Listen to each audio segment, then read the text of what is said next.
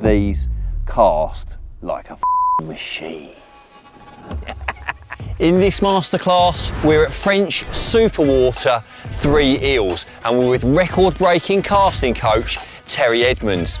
In this film, we're going to be teaching you everything you need to know to fish and bait effectively at long range, from casting techniques, from the rods and lines you need to use, and how to tangle-proof your rigs, and hopefully at the same time catching a few monsters along the way.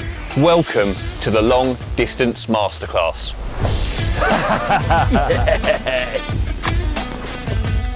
Corey, get in there.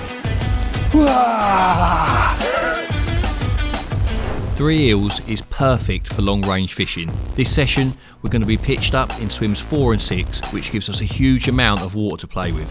For this session, we're going to be using a new range of rods, specifically made for the job, the Kaizen range. So I'm in swim 4, which is a lovely big central swim that faces out towards the Bermuda Triangle, which is an area where the fish like to hang out beyond casting range. So at the beginning of the session, I clipped up at 36 rod lengths with the idea to sort of make a pan, like cast out on the same clip across the width of the swim, draw it back to get an idea of what's in front of me. And I found there's a small sort of gravel, I would say it's probably a lump or a hump, but it does feel slightly raised, and it started at 33 rod lengths. At the very beginning, as you're coming out of the silt onto the mud, very fine stones, but quite quickly the tension increases on the rod as you're drawing back, and I got the sensation that the lead was coming up. I decided to fish at 33 rod lengths and 3 feet, which put me right on the back just as it comes out of the silt/mud, and I think that's a good starting point. I'm in peg 6. It's quite an interesting peg actually. It's got a little island on the right, it's got a big island on the left, and right out the back there's an area where the fish like to spend a lot of time.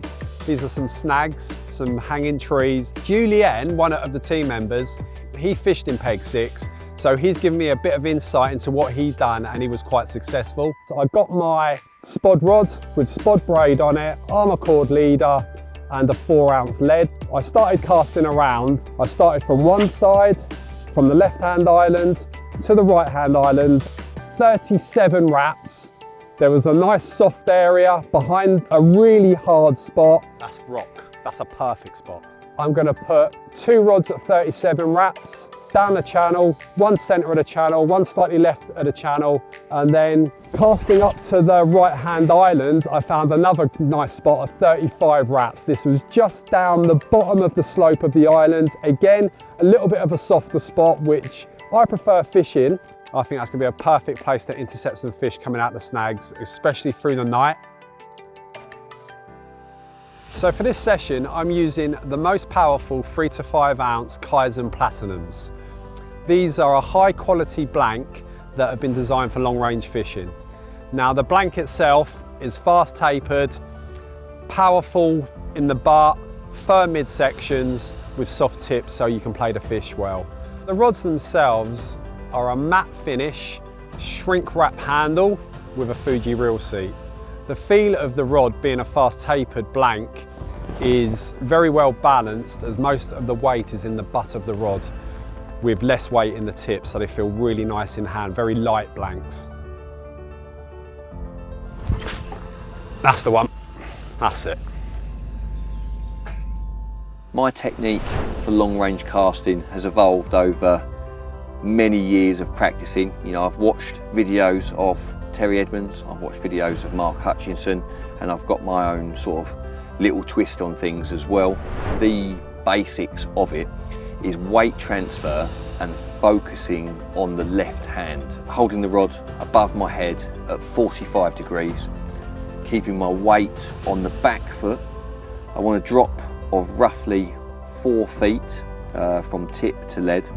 A well-timed cast is weight from back foot onto front foot, and the front foot at the same time as pulling with the left hand and trying to drive the lead out sort of at 45 degrees out into the sky. But really the real focus comes on weight transfer and power to the left hand. It's only when I start casting over 30 wraps that I start to implement steps into my cast. And in that situation, when I'm trying to cast really, really far, I stand with my 2 feet together. I take a small step with my right foot, and as I take that first step, I'm holding the rod at 45 degrees, I lower it a little bit, and as I take the second step, which is my striding step with my left foot, the weight is about to transfer, the lead lowers even further behind me, and as the left foot comes to rest on the floor, I try and simultaneously pull with the left hand with everything that I have and send the lead up at 45 degrees. And it's that weight transfer. By taking 2 steps, you've got the momentum of your body weight. The key to it is timing the left hand and the left foot together. If you can transfer the weight onto the left foot at exactly the moment that you start to put the power down with your left hand, that is the key to casting really far.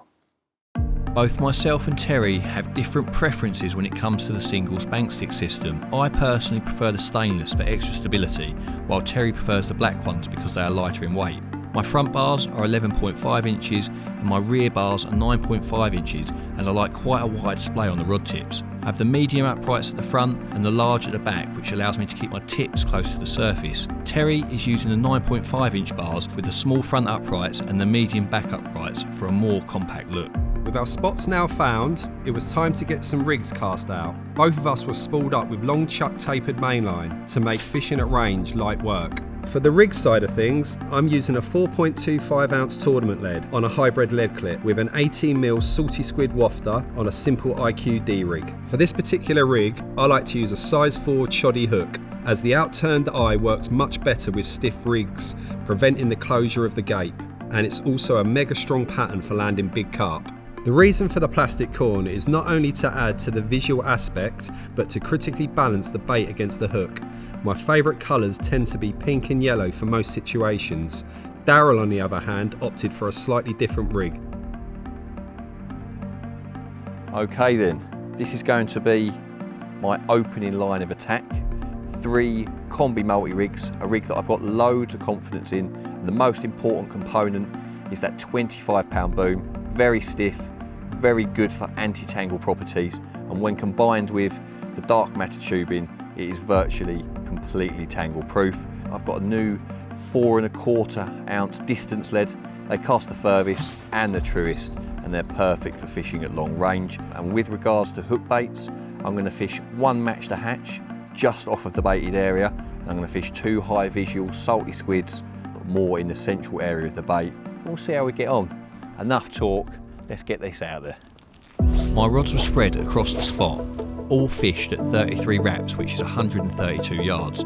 2 were fished on the gravel and 1 just to the left on a slightly softer, muddier bottom, just off of the bait. This has worked well for me in the past when fishing over lots of bait. I started off with 60 large bombs of ling and a little hemp to fill the gaps in the spot.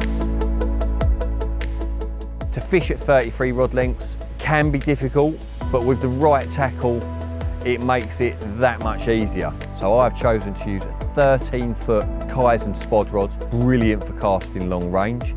The next most important thing is the line. So I'm using the SLR braid, which is the super long range braid. The spomming and the baiting is always the most sort of restrictive thing for me, is in terms of how far I can fish. I can fish a single hook bait on tapered line much further than I can bait, but to be able to bait as far as possible, the 13-foot spod rod coupled with the SLR braid, it is almost effortless to cast 33 rod lengths. It literally flies like you cracked off. It is that fine. If you've ever cast with a braided main line, you'll know that it can really cut into your finger should you forget to lock the reel's clutch. A finger stool is an essential bit of kit, and I highly recommend that you get into the habit of using one. Ours includes a strong wrist strap to ensure that it doesn't fly off during the cast. If you do happen to get an injury, it's a good idea to carry a first aid kit with some cream and plasters in a small compact wallet. I like to use a Marhin knot to join the armour cord to the SLR braid. To tie this, first make an overhand knot with the armour cord, Then pass the SLR braid through the loop and around the armour cord 10 times up and then 6 times back down and through the loop the same way you came. Tighten the overhand knot first, then moisten the whole knot before pulling tight. Then trim the tag ends, but not too close. After casting 2 rods towards the snags to the left and my other rod towards the smaller island on the right, I also baited up with link boilie and hemp, but included sweet corn in my mix for extra attraction. The link boilie was used a couple years back by the Korda sales team on a thinking tackle, where they absolutely smashed it, catching several huge fish, so it made perfect sense to use it again this time. When fishing at range, you need to be sure your rigs won't tangle. The IQ material combined with the anti-tangle sleeve are perfect for the job, and also reset every time if it gets disturbed by a nuisance species. Being somebody who has done a lot of competition casting, tournament leads are a firm favourite of mine. Now we've got available leads in 3.75, 4, 4.25, 4.5. They're the type of leads that I usually use. We go right up to 5 ounce. It just allows you to fine tune your long range fishing. The reason that tournament leads are so good for long range fishing is their shape. They're aerodynamic, they're weight forward, and they cast extremely true, which is what you want when you're trying to cast accurately at long range. In the past, I've tried to cast quite far, I would say a 4 ounce flat pair, and if you chop and change between a flat pear shape and a zip lead, you'll see exactly what I mean. You know, although a flat pear has its benefits, you know, it's very good for not rolling down slopes, it's certainly not in the same league as a tournament lead for distance and accuracy.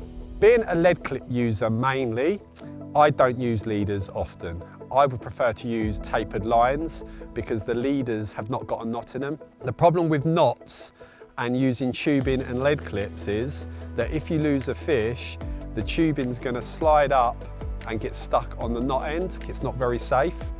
In that situation, it's much better to use a helicopter system. So if you're using leaders with a knot in it, then helicopter systems are your best bet. If you're using tapered lines, such as long chuck, they're perfect for your lead clip setups. Yeah, that's good. That looks damn fine to me. Okay, so it's been a very, very hectic day, as it is quite often on the arrival / installation day. You know, for me, the most important part of the day that you arrive is establishing what is out in front of your swim. You know, there's going to be very little chance to move during this session, so it was very important to have a good cast around and get a good idea of what the bottom substrate, clear spots, weed beds, mapped out in your head so that you know what's out there. I've settled on a spot at 33 rod lengths, which is just over 130 yards, and I've put 60 spoms of link boilies and a little bit of chili hemp. I've been told by the guru boys that the bream aren't particularly attracted to chili, so hopefully they won't be too turned on by the hemp. But yeah, it's been a very busy day. The rods are in position. I'm quite happy, you know, the weather's really good. We've got a good moon phase on the horizon. I'm happy with my spots, and yeah, looking forward to the rest of the session. After finding my spots and getting the rods out, the evening soon closed in, and baiting carried on into the dark.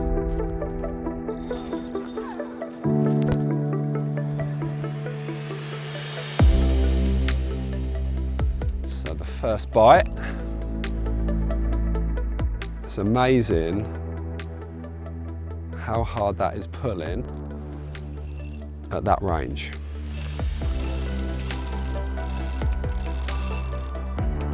That's it. Now that, after all that work, it looks like a koi.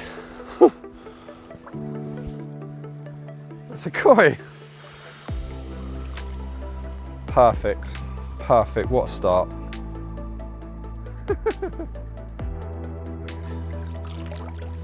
So that's the first one. Really happy to get off the mark. Also gives me confidence that the spots are working. I'm really confident now. and really happy. There she goes. Go on. It wasn't only me getting action, Darrell was as well. Okay, so it's about 1:30, 2 o'clock in the morning. The left-hand rod is the only rod on a match to hatch hook bait. I don't know how much of a difference that's made yet, but definitely giving me confidence in it. I'll tell you what, this feels like an absolute pig. It's like heavy as hell.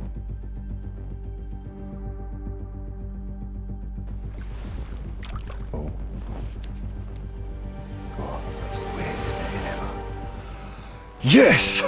What a start. That is absolutely unbelievable. That's big. That's a Grand Fromage.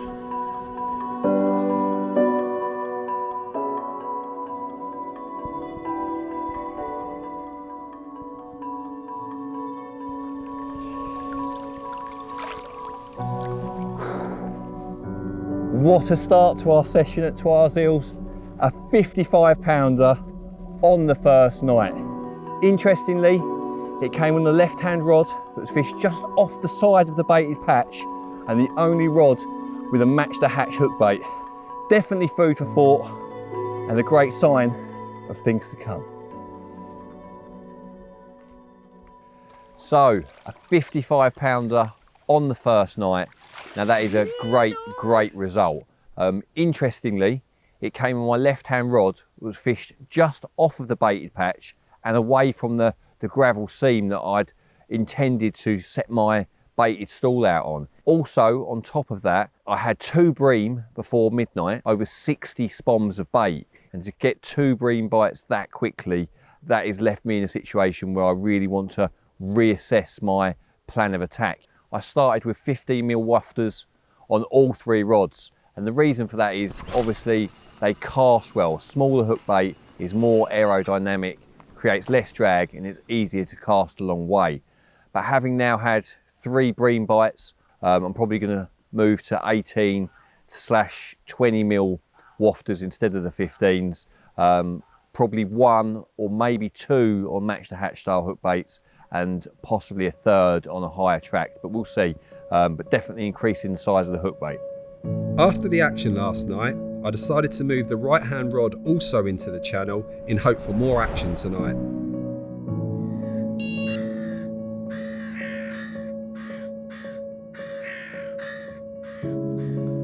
Let's talk about long-range casting. Now, this is something that I've been very interested in for many years. I started really to improve my fishing, but then I took it further and it became a sport to me. And I wanted to see how far I could cast. And then I started to coach people. Casting technique, I break into 3 parts. You need time, you need power, and you need speed. On top of that, you've got to be consistent and accurate, of course. Why do we need time? Well, we need time for the lead or the rig to move towards the target, time to load the rod. That doesn't happen instantly. The more time we've got, the more that we can bend the rod. And as we cast, the rod stores energy. And that leads us on to power. To bend the rod as much as we can, we have to have power. To create power, we have to use our big muscle groups. It's not just the arms like people think. Anybody can just hit it with their arms. But what we've got to do is incorporate legs, hips, back, shoulder. These are all things that are going to create power in the cast. The more energy that rod stores, when you come to stop the cast, that energy that you've built up will transfer to the lead, which will make you cast a long way. At the end of the cast, we have to create speed. Speed is created through our arms. That's what our arms are very good at. They're very good at generating speed and transferring power. We transfer power with our arms that we've created through our body. So we get to the end of the cast, we use our arms for the speed, that transfers energy into the rod, and then we must stop the rod. Stopping the rod is where the rod's going to straighten and all the energy that you've built up through the cast now transfers to the lead. And if the technique is good, it's going to be accurate as well. So we stop the rod, it transfers to the rig and the lead, and it goes where we want it to go. That is how I see casting. When people come to see me so I can help them with their casting, the mistakes I see are very similar. People are usually casting high, they're wasting energy, the tackle that they're using is not right for the job. I don't know, might be trying to cast 130 yards and they're using really thick, heavy sinking lines where something like the long chuck tapered mono would have been a much better choice. Lead choice, they often use leads that are way too light, where I don't use anything but the tournament shape leads from 4 to 5 ounce. 4 ounces, for me, anything over fishing over 80 yards is the minimum that I would use, 4 ounces. That's a good lead to use. The rods, they're usually too soft because they're scared to use powerful rods because they think it's actually hard to use, where longer, stiffer rods are easier to use. Like looking up too high, they think that you've got to fire it high into the sky, and all that does is create a big bow. The lead goes up, it gets to a certain point, it drops out the sky, there's this big bow, they hit the cliff and they think they're on the spot and they're not being accurate. If you don't understand it, how are you ever going to achieve it? So if you're a right-handed caster, this is what I would like to see in the cast. The drop should be within the butt guide and the first ring up from the spigot or overfit. I would like your arms up high, but not locked out. So your right hand is back behind your ear to give you a bit of time. Your body shouldn't be facing square on at the target. I like to have it face so that your belly button is a little bit off the target. That's going to allow you to use your hips and legs, your lats, your big back muscles. You've got to incorporate those muscles. Your feet fairly close together, I like them. Left foot pointing towards the target for accuracy. And what you're going to do through the cast is you're going to have this expansive step. When your front foot is planted, then you're going to accelerate with a punch pull your arms towards the target. Through the whole of the cast, you must look at where you want the lead to go. If you follow all those tips that I've just gone through, you will definitely improve your cast. Having thought about last night's capture, I've decided to move my right hand rod to the left of the rod that produced the 55 pounder. It's softer here and a little muddy, but it's much closer to where the fish seem to be holding up at the back of the little island.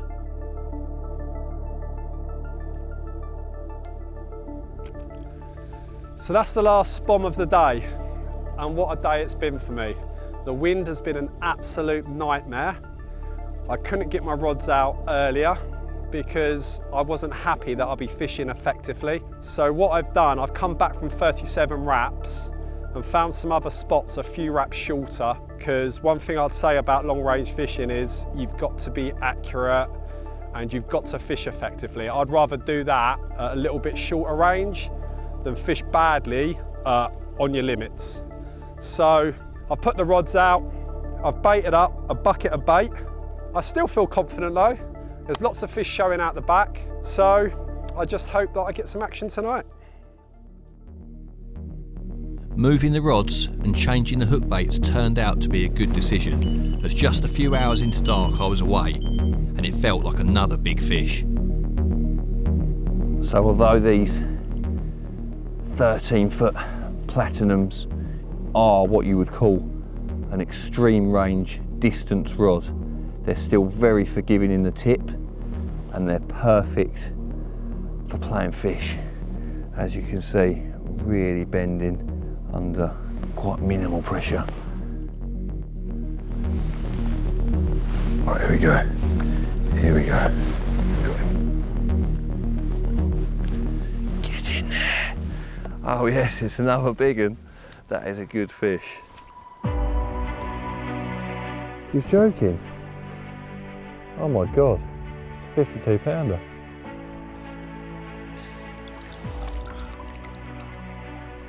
Well, here it is, the early evening bite.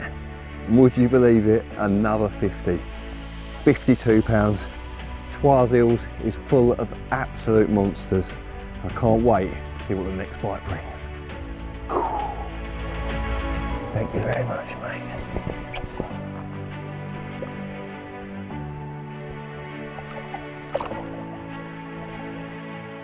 A few hours later, it was my turn, and this felt better. They love going left. There it is, on the surface. Nice.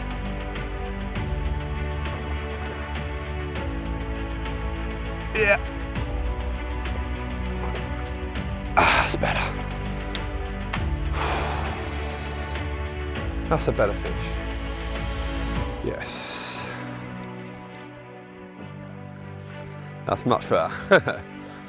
I was so worried after those, like I had a couple of smaller ones, but after that wind and the work, changing the spot, the spomming, that's my reward. Whilst I was battling big carp, Darrell was dreaming about them. Nice one, Terry.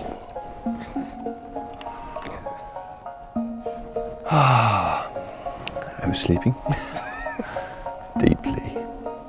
Well, the 1664 will do that, Darrell. Okay, so it's the early hours of the morning and the middle rod has just absolutely thundered off. It's really held well at range. I was trying to get around the back of an island to my left, but I've gained quite well. Again, link, match the hatch wafter on the combi multi-rig.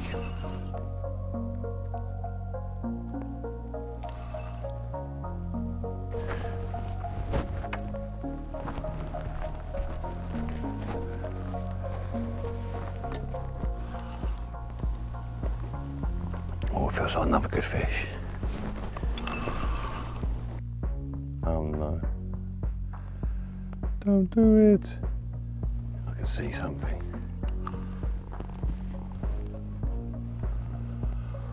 Come on, mate. Here, here. Oh, Kloopy. Here we go. This is going to be lovely. This is going to be lovely. Come on, straight in front of the camera. Whoosh. Get in there. Yes. Yes. Oh, that's another good one.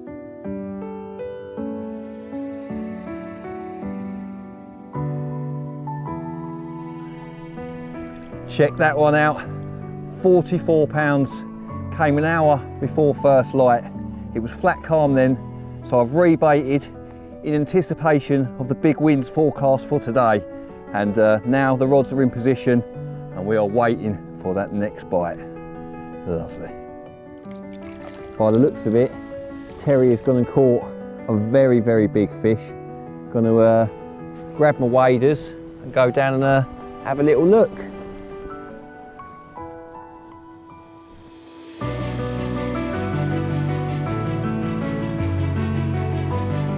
What you got there, mate? Pretty big one, I think, mate. Yeah? Yeah, What, mate. how big we talking?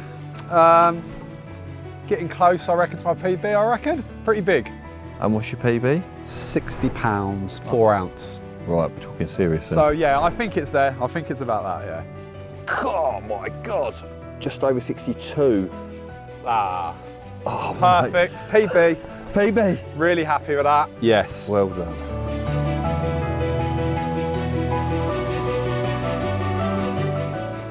Look at that. My PB, 62 pounds. All the hard work paid off. To me, this is what it's all about. Don't get better.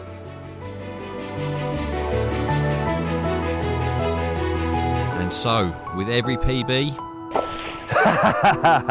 you guessed it, New PB, really happy, and it makes me feel relieved that all the hard work that I put in the winds, the strong northerly wind blowing at me, finding the new spots, baiting the areas, it all paid off.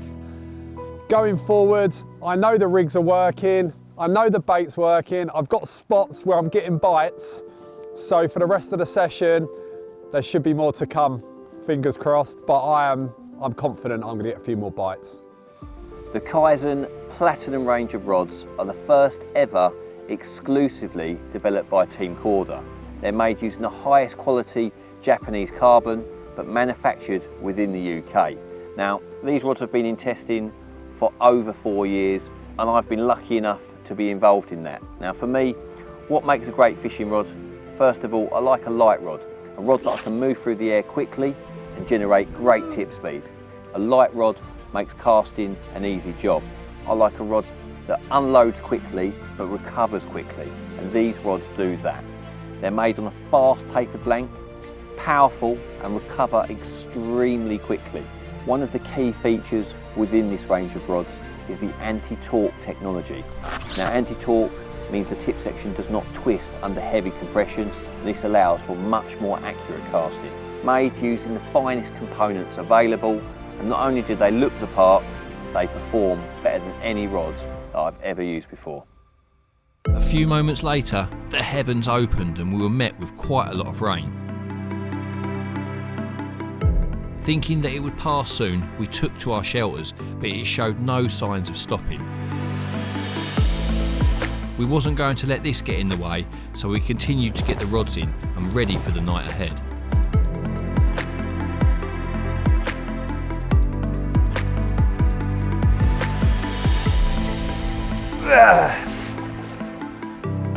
Oh,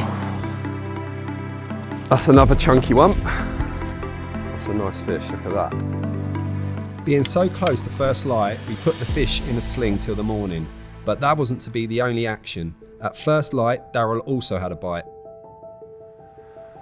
So it's the morning following the new moon. I had a small one during the night. Bon voyage. On my right hand rod about 1 o'clock. I didn't recast that rod, just left the two out there. And I'm guessing now it's around 7:30 in the morning. It's just getting light. And the middle rod has absolutely fizzed off.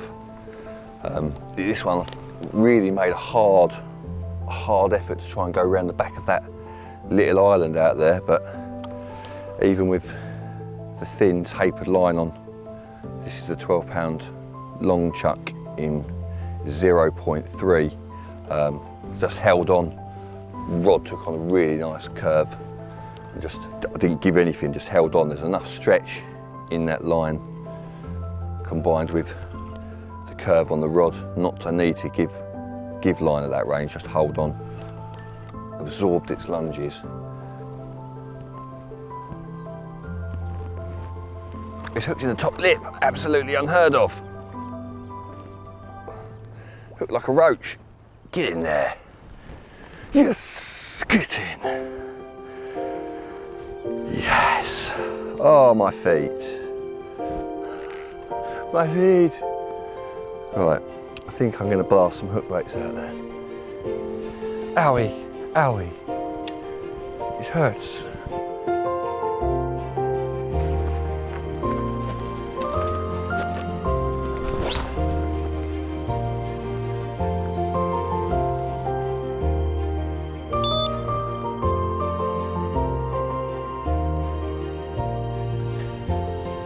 This is my biggest from last night, probably a 30-pounder. I had another one that was probably a 20. Terry, however, has stole the show once again. He's had another 50-pounder and another 60-pounder. We're going to get this one back and go and help him with those. Lovely. What a session Terry is having. A 56-pounder and yet another PB at 66 pounds, proving what can be achieved when fishing extremely well at long range. Brilliant angling, Terry. So that's my second PB of the week. I'm so happy about that. I might even get a bigger one, who knows? Spots are working. I'm soaking wet. but it's all worth it because I got champagne on the way apparently.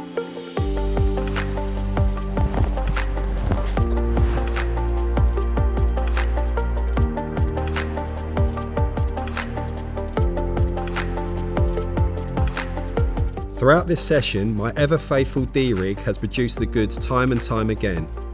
To tie the rig, you simply take a length of IQ in 25 pound and a size 4 barbless choddy hook. You then make 10 turns down the shank and back through the back of the eye to create the knotless knot, leaving a long tag end for the D. Once that's done, I slide on an anti-tangle sleeve. I then like to measure my rig against the rig board at around 7 to 9 inches long and begin to create a figure of 8 loop knot. Next, I slide a micro hook ring swivel onto the tag end and push it through the back of the eye, then blob with a lighter. Finally, you can then attach your chosen hook bait using some floss.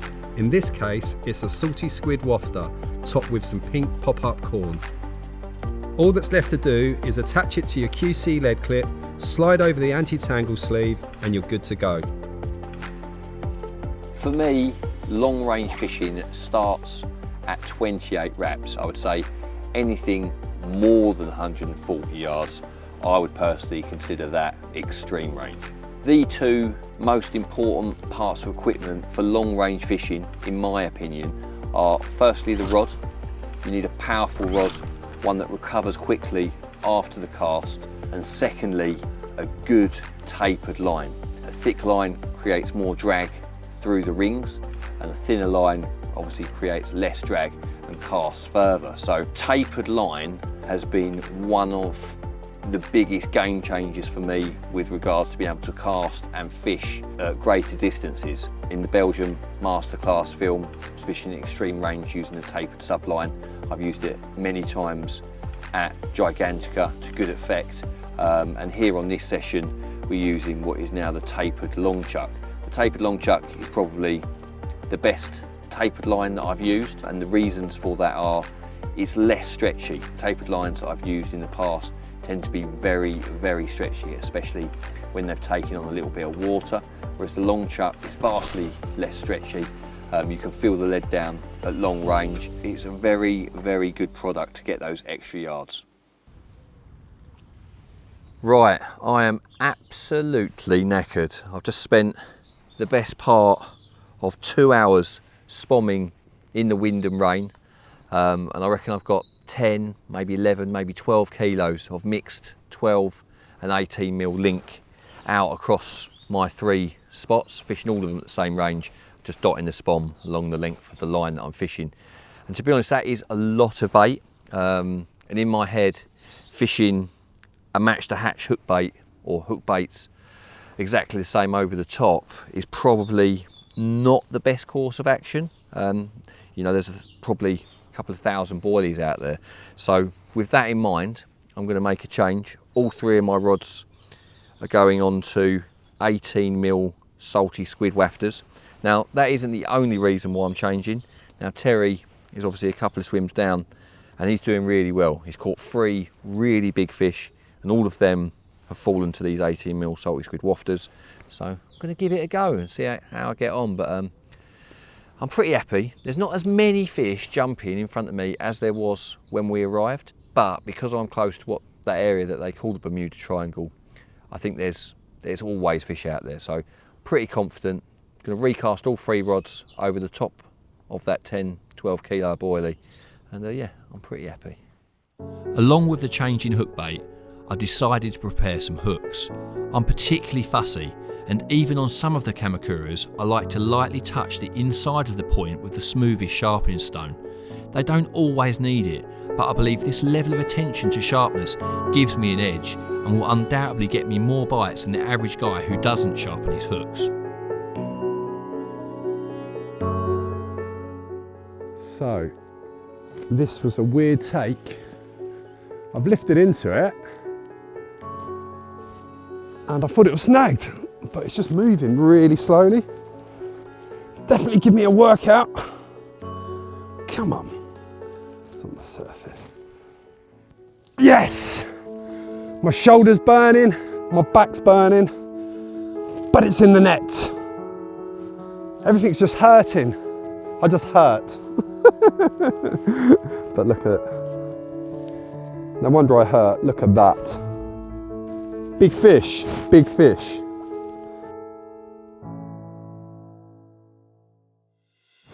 What a trip this was becoming. Countless big fish caught on the salty squid wafters. Kaizen rods combined with long chuck have proven perfect time and time again, ensuring we are able to easily get the rods back out on the spots. And just while Darrell was sinking his line, But can you pick up that rod, please, and just sink, like bring it over the top? That is unbelievable. Yeah, boy. Well, there was a crazy bit at the start of this battle. It was, I'm fishing sort of past an island and the fish kited left and there was no way I could give any line whatsoever, and I just held on. There's a good amount of stretch, but not too much in the tapered long chuck line. But the rod was absolutely hooked, plenty of action, perfect for that situation, cushioned and absorbed its heavy lunges, and really nice to use. Here we go, come on! Yes, yes, that's a good one. That is a good fish. Just under 54 pounds. Well, check that out. 53 pounds, and it fought like an absolute beast. Tried to drag me right around the back of that island, but even though those rods are super powerful and capable of casting well over 200 yards in the right hand, they still retain loads of action. The rod was absolutely hooked and absorbed all of its lunges. Oh, mega.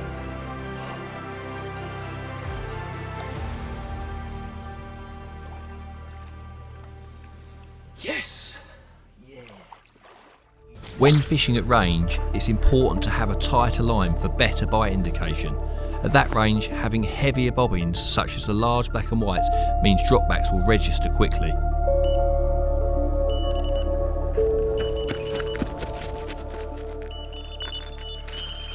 Just into dark, the left hand rod's gone.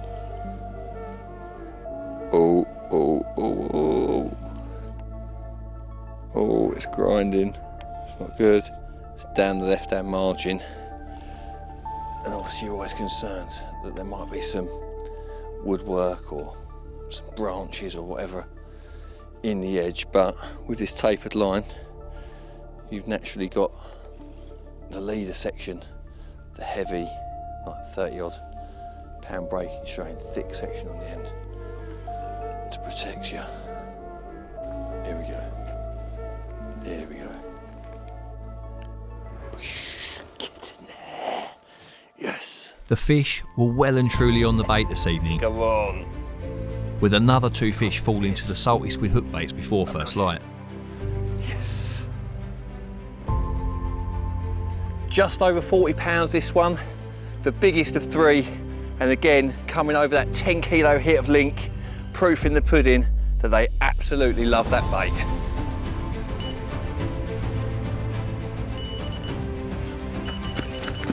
Well, this is what autumn carp fishing is all about. Cold mornings, misty dawns, hashtag big carp. This fish is going wild at range, wild. Double run! Everyone loves a double run. Hopefully we can get these 2 fish in. Get in there. Give me that! Come on, be an 80. Well done, Tom. Oh mate, good fish this. Yes! Yes! Get in there! Yes! Yes! Yes! That's a good fish, mate.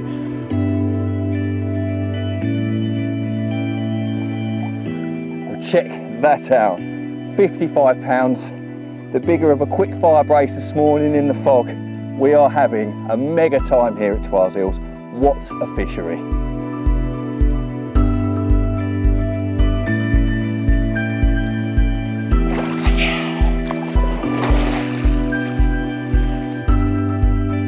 So the rig that I've decided to use during this masterclass has been the Combi multi-rig. Now it's a rig that I've been using for several years, a rig that I've caught a lot of carp on and I've got a lot of confidence in, and it's best fished over clean and hard bottom. The Combi multi-rig is a brilliant anti-tangle rig if constructed correctly. Now the braided section, I use the inner core from the 25-pound dark matter coated braid, and the reason I use that as opposed to the much softer supernatural braid is because of its natural inherent stiffness. A lot of people would want to use a soft braid because they think it would give the hook bait more movement, but the inherent stiffness of that braid not only helps with anti-tangle properties, but it also makes sure that the rig lays out correctly and that the soft section does not fall back up the boom section. Now the boom is made from a stiff fluorocarbon in the 25-pound boom. Brilliant for anti-tangle, brilliant for resetting in the situation of having had a fish or an aborted take. And if you combine those two stiff components with a good anti-tangle lead system, and in my case I'm using a hybrid lead clip with the matching tail rubber and the dark matter anti-tangle tungsten tubing. As long as the tubing is slightly longer than the rig itself, you won't have any risk of the hook link hooking back up the back of the tubing, and you have a very good anti-tangle setup there. To construct my version of the Combi multi-rig, I first removed 10 inches of coating from the 25-pound dark matter coated braid, and then I'm left with a 10-inch piece of the inner braid from within that. I fold that in half and pass the loop through a loop of 25-pound boom, and I'll take that and place it on top of my rig safe. So I have a 2.5 centimetre braided loop passing out the end of the boom. I then use both tag ends and pass that around the two lengths of 25-pound boom with a 4-turn Albright knot, and then both the tag ends need to exit the fluorocarbon loop in the same direction. When the knots pull tight, it has to be exactly 3.5 centimetres. I trim the tag ends, leaving roughly 3 to 4 mil. Don't cut them back very extremely tight. The next thing that I do is I cut a 10 to 12 mil piece of 0.7 mil silicone. I use a splicing needle to thread that onto the braided loop and then pass it over the knot, trapping the two braided tag ends back against the knot and then covering the tag end of the boom. So it's just basically neatening it off. You can use tungsten putty if you'd like, but personally I prefer to use the 0.7 silicone. The boom section, I thread it through a small 0.6 mil crimp.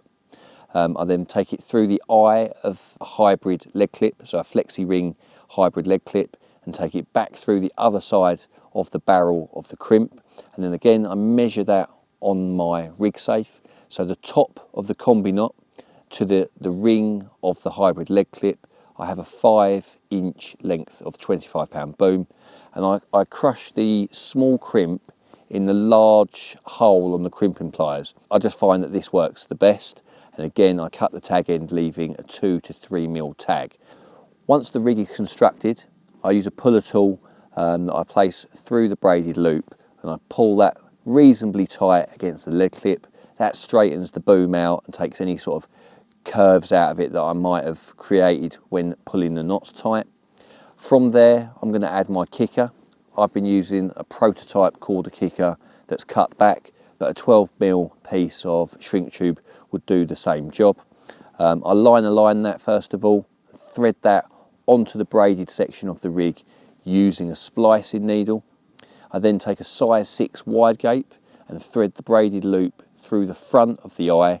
I then pass a micro ring swivel onto the braided loop and then pass the loop over the point of the hook to create the multi-rig. You put the kicker over the eye, making sure that the liner lines up with the point side of the hook, and I like the D of the multi-rig to be opposite where the barb would be. Obviously here at Twiseals I'm using barbless hooks, but the D should finish opposite where the barb would be. Make sure that when you're finished, regardless of what size hook you're using, that there's a 3/4 of an inch braided section between the knot and the beginning of the shrink tube. Once tied, this hook link lasts for many sessions, and the beauty of using a multi-rig is it's just a simple case of looping a new hook on after each fish.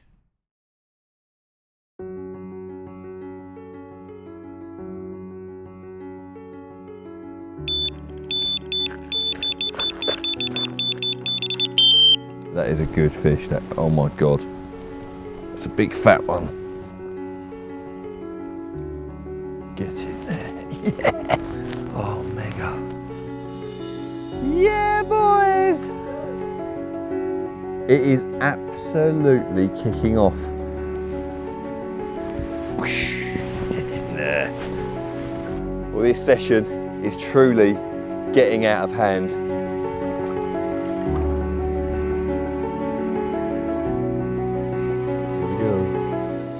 With all this action happening at night, being able to get back on the spot is crucial. The grooves on the distance sticks have aided me being able to wrap up extremely quick without the worry of the line slipping off.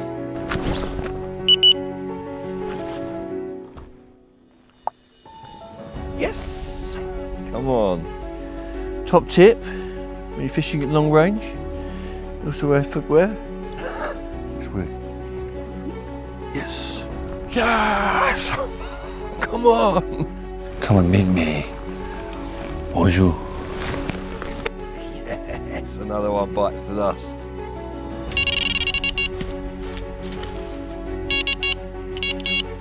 Left hand rod's away again. They love fighting here, they love it. Here we go. That's another chunky one. The lake's ridiculous. It's another one. Ah, it's a common, at last.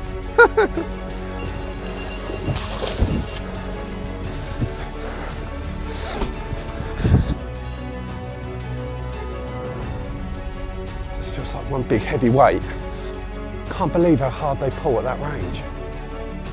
Come on, get in with your mate. Yeah. Two mates together. Never been so tired fishing in all my life. No sleep. Just big carp all the time. Last night was a true testament to how effective the rigs are at not angling and getting back on the spots in the dark. Both myself and Terry had a very busy night, resulting in several big fish.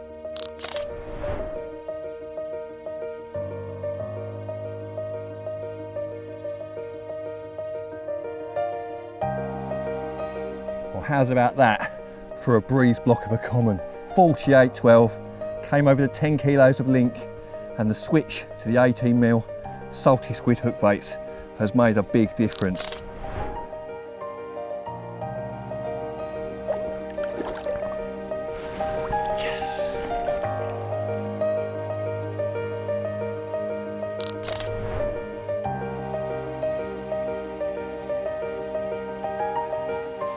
Another 50, you reckon then? I think so, mate. I think so. You're absolutely out of control. Gosh, Emmy. That's it. It is 53 pounder. Lovely job. Well, check that out. 53 pounds of Twice eel mirror. We've had an incredible session and caught loads and loads of big fish. I really hope you've enjoyed this masterclass film. I hope you've learnt loads about long range fishing. If you'd like to see more monster carp from Twice eels, then watch this video. And if you'd like to learn more about the technical aspects of carp fishing, then watch this masterclass.